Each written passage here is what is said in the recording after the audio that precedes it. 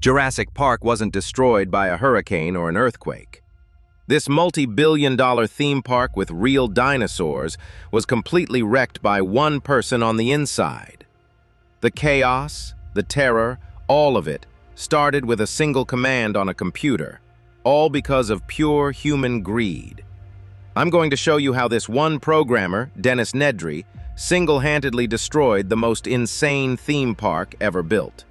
And he did it all for a suitcase packed with cash. It all starts with this secret meeting in Costa Rica. You have this guy, Louis Dodgson, from a rival company, and he's meeting with our guy Nedry, Jurassic Park's lead programmer. And the deal is insane.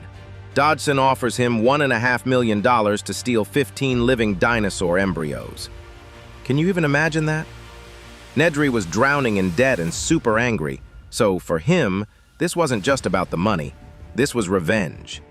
To understand how the entire park fell apart, you need to know who this guy Nedry was. He literally had all the power.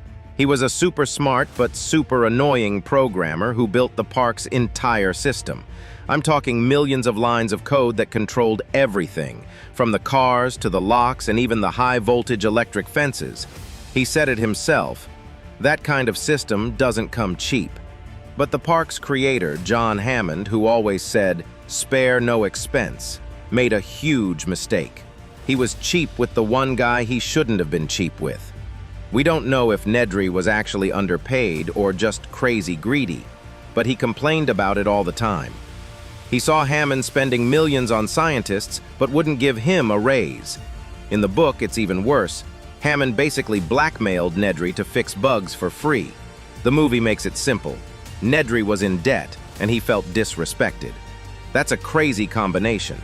When Nedry complains to Hammond about money, Hammond just blows him off, saying, "I don't blame people for their mistakes, but I do ask that they pay for them." With that one sentence, Hammond sealed the park's fate.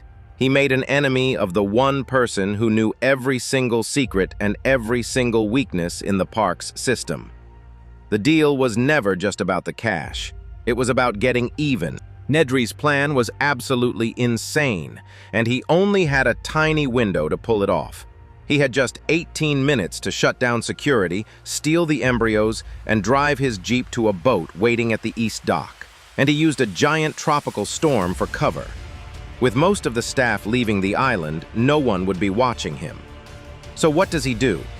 He plants a virus in the park's code. He literally calls it "Wait, Arbid Boff," a little inside joke because he was about to send everyone into total chaos. With a few clicks, he runs the program. He tells his bosses he's just going for a soda, which was a complete lie to buy himself time. And then this pops up on his screen, a cartoon of himself laughing at everyone, saying, you didn't say the magic word." It was the ultimate slap in the face. He wasn't just turning things off, he was locking everyone else out. Nedry built the system, so he was the one person who could break it. The fences, the phones, the cameras, everything went dead. For 18 minutes, Dennis Nedry had complete control over Jurassic Park. The second he hit that button, everything went wrong. It was instant, and it was a total disaster. The first sign of trouble hits the tour group. Their cars stop right in front of the T-Rex paddock.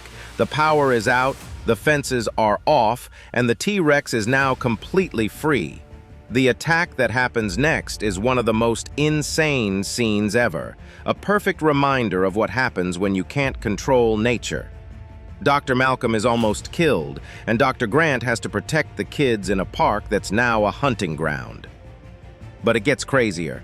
The T-Rex was just the beginning. The shutdown also turned off the fences for the velociraptors. And if the T-Rex was a problem, the raptors were a nightmare. These things are super geniuses that hunt in packs.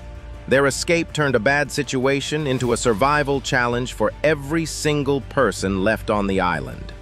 They hunted down the park's game warden, Robert Muldoon, and its chief engineer, Ray Arnold. The illusion of control was completely gone. Hammond's dream was destroyed by one person's greed. Every single terrifying moment that came after, the raptors in the kitchen, the crazy escape to the helicopter, it all started because this one guy wanted more money. He didn't just open the cages, he lit the fuse to a massive bomb. So while the entire island is turning into a nightmare, Nedry, the guy who caused it all, is having a really bad day.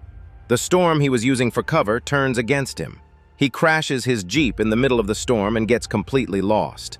To make things worse, he slips in the mud and loses his glasses. And that's when he meets one of the dinosaurs. It's this little Dilophosaurus, and it looks totally harmless. Nedry, being super arrogant, just laughs at it. He tries to play fetch. Can you believe it? He literally says, "No wonder you're extinct," and plans to just run it over.